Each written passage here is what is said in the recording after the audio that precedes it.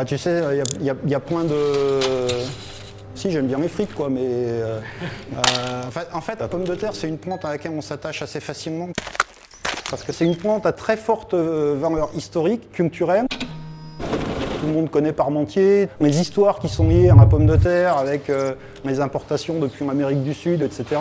Et c'est un des remparts actuels contre la famine dans le monde. On ne peut pas être insensible.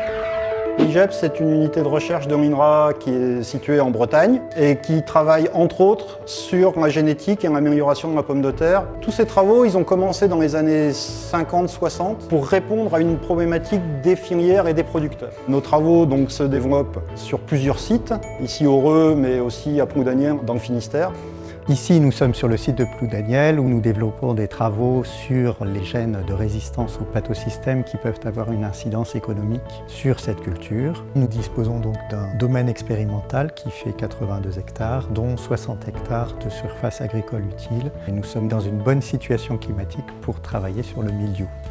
Ici, on est sur la plateforme expérimentale pour tester la résistance au mildiou du matériel végétal que l'on a créé à la suite de nos différents croisements. Là, on a en face de nous un matériel végétal qui nous semble intéressant parce qu'il n'y a que quelques impacts de mildiou dessus. La pomme de terre est attaquée par de nombreux parasites, des champignons, des bactéries, des virus, des nématodes, j'en passe et des meilleurs.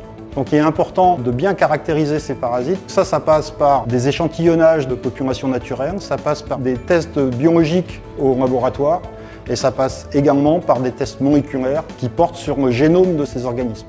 Nous avons également sur le site de Ploudaniel une mission de maintien, de multiplication, de caractérisation et de diffusion de ressources génétiques.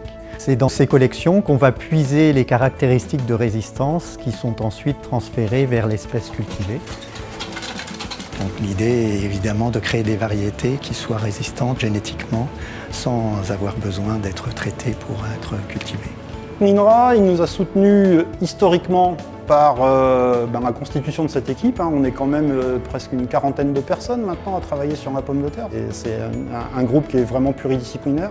Et l'autre grande force un peu historique de cette équipe, c'est sa connexion très forte avec des professionnels qui participent justement à la valorisation et au transfert de ces travaux vers les utilisateurs finaux. On y va, allez, viens tous. On a passé X années dans le même bureau. Le grand devant, les petits derrière. Ah, ça serait un dorifort. Une ruche. Une patate. La pomme de terre. La persévérance. Oui, la cohésion, je pense, oui. L'été. Toute l'année, il n'y a pas de saison. Et surtout pas de dimanche. Vert pour l'espérance. Jaune, bien sûr. J'allais dire le village gaulois Astérix. Parmentier. Parmentier a une importance capitale pour l'humanité. Pompadour. La frite. Une pomme de terre boulangère. Un minestrone.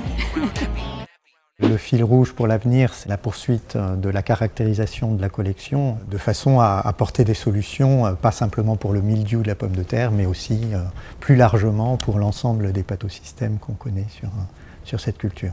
Ce que j'espère, moi, c'est que le coup de projecteur que donnera ce laurier sur les travaux qu'on a pu mener depuis toutes ces années sera aussi une motivation pour qu'on continue à investir sur ces domaines et qu'on puisse avoir encore un impact dans 20, 30, 40 ou 50 ans.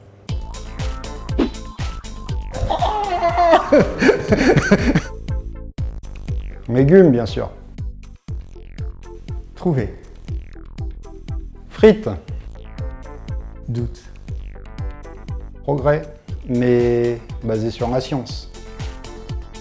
Campagne. Pourquoi choisir? Purée maison si c'est possible. Mildiou, crève indiou.